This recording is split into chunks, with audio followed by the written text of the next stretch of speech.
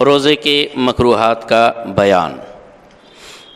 حدیث مبارکہ ہے، حضرت سیدنا ابو ہریرہ رضی اللہ تعالیٰ عنہ روایت کرتے ہیں، اللہ کے رسول صلی اللہ علیہ وسلم نے فرمایا، جو بری بات کہنا اور اس پر عمل کرنا نہ چھوڑے تو اللہ تعالیٰ کو اس کی کچھ حاجت نہیں کہ اس نے کھانا پینا چھوڑ دیا ہے۔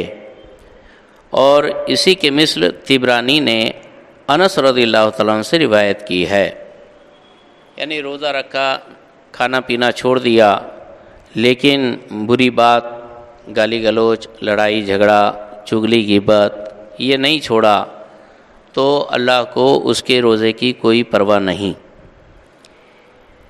سرکار پاک صلی اللہ علیہ وسلم نے ارشاد فرمایا، بہت سے روزے دار ایسے ہیں کہ انہیں روزے سے سوائے پیاس کے کچھ نہیں، اور بہت سی رات میں قیام کرنے والے ایسے ہیں انہیں جاگنے کے سوا کچھ حاصل نہیں۔ یعنی جو اصل ہے گناہوں سے بچنا وہ نہیں کر رہے، صرف روزہ ہی رکھ رہے ہیں، سٹا جوا جگار سب چل رہا ہے، تو کوئی ان کا مطلب نہیں ہوا حاصل۔ اور اسی کے مثل طبرانی نے ابن عمر رضی اللہ تعالیٰ عنہ سے روایت کی ہے۔ مزید حدیث مبارکہ ہے کہ حضرت ابو ہریرہ سے روایت ہے، حضور پاک صلی اللہ علیہ وسلم نے ارشاد فرمایا، روزہ صفر ہے، یعنی ڈھال ہے، ڈھال، جب تک اسے پھاڑا نہ ہو۔ عرض کی گئی، کس چیز سے پھاڑے گا؟ جب روزہ ڈھال ہے، ڈھال سے تلوار کے وار کو روکا جاتا تو ڈھال کس سے کٹے گی؟ ارشاد فرمایا، جھوٹ یا غیبت سے، یعنی روزے کی روحانیت، نورانیت، یعنی اصل روح روزے کی ختم ہو جاتی ہے جب انسان روزے کی حالت میں جھوٹ بولے یا غیبت کرے۔ اگلی حدیث مبارکہ ہے، اللہ کے رسول صلی اللہ علیہ وسلم نے ارشاد فرمایا، روزہ اس کا نام نہیں کہ کھانے اور پینے سے باز رہنا ہو، روزہ تو یہ ہے کہ لغو بیہودہ باتوں سے بچا جائے، فضول بیکار کی باتیں، جس میں گیم کھیلنا وغیرہ بھی آ گیا۔ تو گیم وغیرہ بھی فالتو وقت برباد کرنے سے بہتر ہے درود شریف پڑھ لیا جائے یا کچھ تسبیح وغیرہ پڑھ لی جائے، قرآن پاک کی تلاوت کر لی جائے۔ ابو داؤد اور ترمذی میں عامر ابن ربیعہ انصاری رضی اللہ تعالیٰ سے روایت ہے، کہتے ہیں، میں نے بے شمار بار نبی صلی اللہ علیہ وسلم کو روزے میں مسواک کرتے ہوئے دیکھا۔ روزے کی حالت میں مسواک کی جا سکتی ہے، اس میں کوئی حرج نہیں۔ پہلا مسئلہ ہے جھوٹ، چغلی، غیبت، گالی دینا، بیہودہ بات، کسی کو تکلیف دینا، کہ یہ چیزیں ویسے بھی ناجائز اور حرام ہے، روزے میں اور زیادہ حرام، اور اس کی وجہ سے روزے میں کراہت آتی ہے، روزے کی روحانیت، نورانیت ختم ہوتی ہے۔ روزہ ٹوٹتا نہیں، لیکن روزہ ہو جائے گا، لیکن وہی بے جان سا۔ دوسرا مسئلہ، روزے دار کو بلا عذر کسی چیز کا چکھنا یا چبانا مکروہ ہے۔ چکھنے کے لیے عذر یہ ہے کہ مثلاً عورت کا شوہر یا باندی کا غلام آقا بد مزاج، غصے والا، کہ نمک کم اور زیادہ ہوگا تو اس کی ناراضگی کا باعث ہوگا، شوہر ناراض ہو جائے گا، مار ٹھوک کرے گا، یہ ہوگا وہ ہوگا، اس وجہ سے جلالی شوہر کی بیوی تھوڑا چکھ سکتی ہے، چکھنے میں حرج نہیں۔ تو وہ پہلے زمانے میں چکھا جاتا تھا، تھوڑا سا ہاتھ پہ لے کے، تھوڑا سا زبان کے اوپر رکھ کر ٹیسٹ معلوم کر کے پھر تھوک دیتے تھے لوگ۔ آج چکھنا بولے تو پلیٹ بھر کے کھانا، تو اس سے تو روزہ ٹوٹ ہی جائے گا۔ یہ وہ چکھنا جو پہلے والا چکھنا ہے۔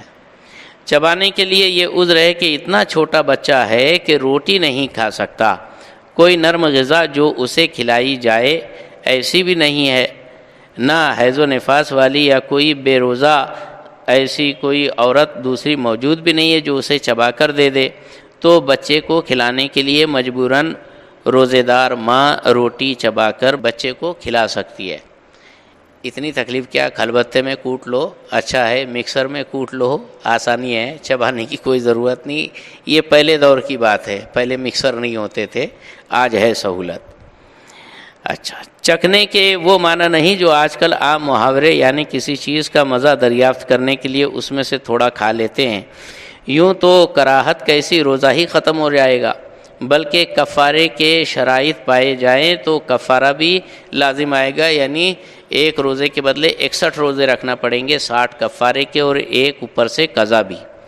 بلکہ چکھنے والے سے مراد یہ ہے کہ زبان پر رکھ کر مزہ دریافت کر لے اور اسے تھونک دے، اس میں سے کچھ بھی حلق میں نہ جانے پائے، اسے چکھنا بولتے ہیں۔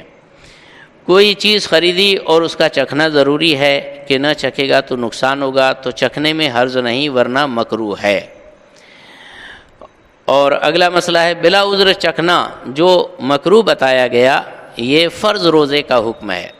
فرض روزے میں جو جیسے رمضان کا روزہ، نفل میں کراہت نہیں ہے نا، 10 محرم کے روزے وغیرہ میں چکھنے میں کوئی کراہت نہیں، جبکہ اس کی حاجت ہو، ضرورت ہو، مجبوری ہے تو چکھنے میں حرج نہیں رہے گا نفلی روزے میں، اور یہ رمضان کے روزے میں مکروہ ہو جائے گا۔ اور اس کے علاوہ گلاب یا مشک وغیرہ سونگھنا اور داڑھی مونچھ میں تیل لگانا، آنکھ میں سرما لگانا مکروہ نہیں ہے۔ گلاب پھول سونگھ سکتے ہیں، مشک خوشبو سونگھ سکتے ہیں، عطر سونگھ سکتے ہیں، نہ مکروہ ہے نہ روزہ ٹوٹے گا، کچھ نہیں۔ مونچھ میں بھی تیل لگا لو، سر میں تیل لگا لو، کوئی فرق نہیں پڑتا، مگر جبکہ زینت کے لیے سرما لگایا یا اس لیے تیل لگایا کہ داڑھی بڑھ جائے، حالانکہ ایک مشت داڑھی ہے، تو یہ دونوں باتیں بغیر روزے کے بھی مکروہ ہے۔ مرد کو زینت کی ضرورت نہیں ہوتی اس حساب سے۔ اگلا مسئلہ ہے کہ روزے میں مسواک کرنا مکروہ نہیں، بلکہ جیسے اور دنوں میں سنت ہے، روزے میں بھی مسواک کرنا سنت ہے۔ مسواک خشک ہو یا تر، اگرچہ پانی سے تر کی ہو، زوال سے پہلے کرے یا بعد، ہر وقت مکروہ نہیں، بلکہ ہمیشہ جب بھی کرے گا سنت کا ثواب پائے گا۔ لیکن یہ ٹوتھ پیسٹ وغیرہ نہیں کر سکتے۔ خالی برش جو صاف ستھرا ہے، جس کے اندر سوکھا ہوا ٹوتھ پیسٹ بھی جڑ کے اندر موجود نہیں ہے، وہ بھی مسواک کی طرح استعمال کر سکتے ہیں۔ مسواک یہ سب سے بہتر ہے۔ فسد کھلوانا، پچنے لگوانا مکروہ نہیں، یعنی وہ ہیجامہ کرتے ہیں، کپ تھیریپی وغیرہ، وہ کوئی مکروہ نہیں ہے، جبکہ ضعف کا اندیشہ نہ ہو، کمزوری بڑھنے کا ڈر نہ ہو۔ اگر کمزوری بڑھنے کا ڈر ہے تو ایسی صورت میں وہ پچنا لگوانا، حجامہ کروانا وہ مکروہ ہو جائے گا۔ اور اگلا مسئلہ ہے روزے دار کے لیے کلی کرنے، ناک میں پانی چڑھانے میں مبالغہ کرنا مکروہ ہے۔ روزے کی حالت میں غسل فرض ہو گیا، غسل کے اندر کلی کرنا یہ فرض ہے، ناک میں پانی چڑھانا یہ فرض ہے۔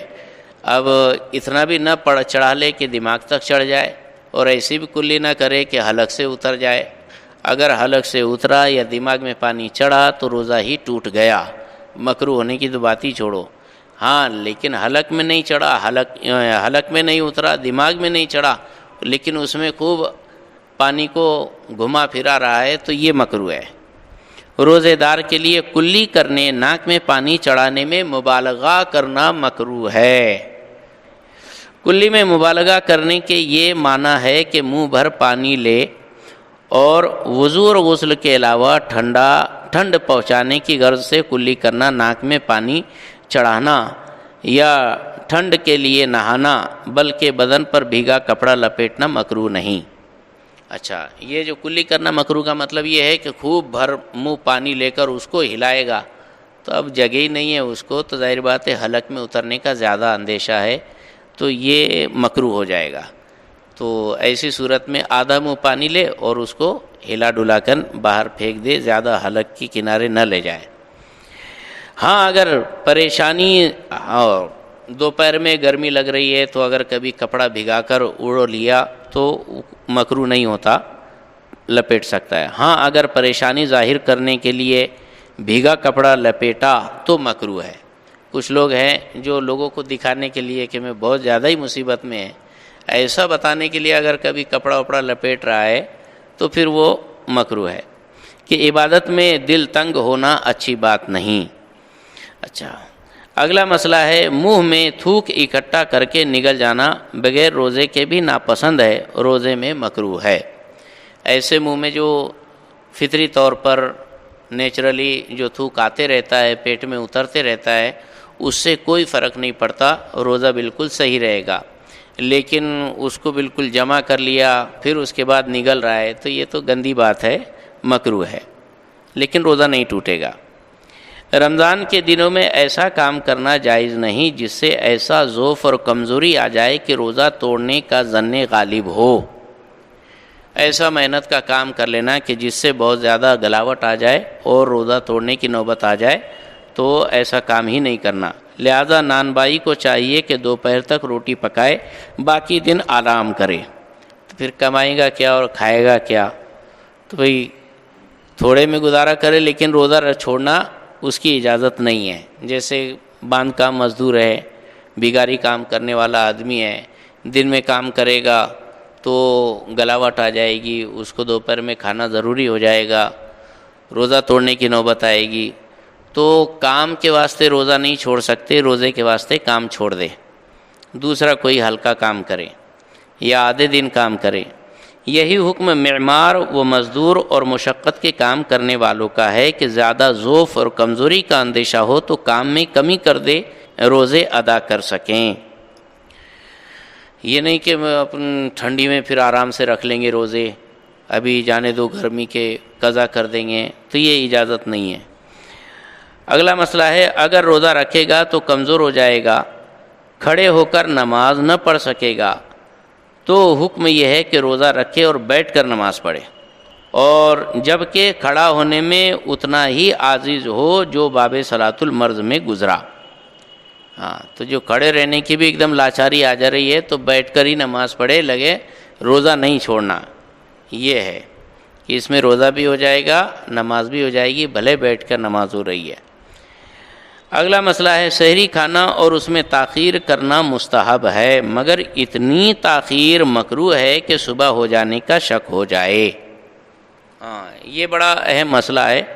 لوگ جو ہے صبح میں نیند سے اٹھنے اور جاگنے میں لوگ گھر کے لوگ جگا رہے، یہ تو کروٹ بدلتے رہتا ہے، اور اخیر میں 10 منٹ باقی ہے تو پھر اٹھتا ہے، بھاگتا ہے، پھر استنجا، پیشاب، پاخانہ، پھر وضو وغیرہ کرا کے کھانے کے لیے بیٹھا کہ کچھ کھایا نہیں کھایا کہ اعلان ہو جاتا۔ تو اتنی دھاؤ پڑ بھی نہیں کرنا، بلکہ آرام سے کھانا چاہیے۔ سحری کھانا اور اس میں تاخیر کرنا یہ مستحب ہے، تاخیر اگرچہ مستحب ہے لیکن اتنی تاخیر نہیں کرنا کہ صبح ہو جانے کا اندیشہ ہو، ختم سحری کا اندیشہ ہو۔ افطار میں جلدی کرنا مستحب ہے، مگر افطار اس وقت کرے کہ غروب آفتاب، سورج ڈوب جانے کا یقین اور غالب گمان ہو۔ جب تک گمان غالب نہ ہو افطار نہ کرے، اگرچہ مؤذن نے اذان کہہ دی ہے، اور ابر کے دنوں میں افطار میں جلدی نہیں چاہیے، ہے نا۔ تو اب یہ ہے کہ بس وہ اعلان کے بھروسے نہیں، بلکہ خود اپنی بھی ذمہ داری ہونی چاہیے۔ آپ کے پاس بھی موبائل ہے، کارڈ ہر ایک کے پاس ہے، روزے رکھنے اور چھوڑنے کے سارے اوقات کا ٹائم ٹیبل آپ کے پاس ہے، تو ذمہ داری اپنی بھی نبھائی جائے کہ اعلان نہیں ہوگا تو کیسے چلے گا، ہنگامہ کرنے کی ضرورت نہیں۔ ایک عادل کے طور پر افطار کر سکتا ہے، ایک عادل ایماندار آدمی کے قول پر، جیسے مؤذن صاحب اعلان کرتے ہیں، بالکل ان کے اعلان پر افطار کیا جا سکتا ہے، جبکہ اس کی بات سچی مانتا ہو، اور اگر اس کی بات کی تصدیق نہ کرے تو اس کے قول کی بنا پر افطار نہ کرے۔